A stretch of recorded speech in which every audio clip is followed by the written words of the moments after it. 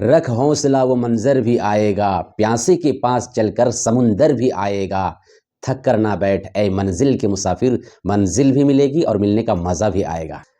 ابھی گزشتہ الیکشن میں جناب تیجسوی یادو صاحب نے اویسی صاحب کو گٹھ بندھن میں شامل نہیں کیا، اس گھمنڈ سے، اس تکبر سے کہ میں سب کچھ ہوں، اویسی میرے سامنے کچھ نہیں ہے، کوئی اہمیت نہیں دی، کوئی ویلیو نہیں دی۔ مگر انہیں سمجھ میں آ گیا کہ ان کے بغیر ہمارا کام نہیں چلے گا۔ ابھی جو ہے اویسی صاحب سے ملنے کے لیے پریشان ہیں۔ ابھی اویسی صاحب کے دفتر میں بھی پہنچے تھے پٹنہ میں، اور اختر الایمان صاحب کے ساتھ انہوں نے افطاری بھی کی۔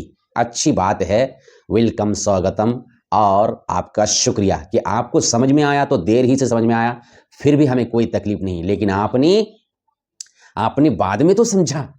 اب ہم آپ سے یہ کہنا چاہتے ہیں کہ آپ اویسی ہی کے ساتھ مل کر کے رہیے، اور جو لوگ اویسی صاحب کے ساتھ جڑے ہوئے ہیں وہ اپنے حوصلہ کو بلند رکھیں، مضبوط رکھیں، ارادہ مضبوط رکھیں، ضرور کامیابی ملے گی۔ جنہیں سمجھ میں نہیں آ رہا ہے نا، انہیں بھی سمجھ میں آ جائے گا، اور جو لوگ بھونک رہے ہیں ان کا بھونکنا ہی ہوگا، اویسی صاحب کو کوئی روک نہیں سکتا۔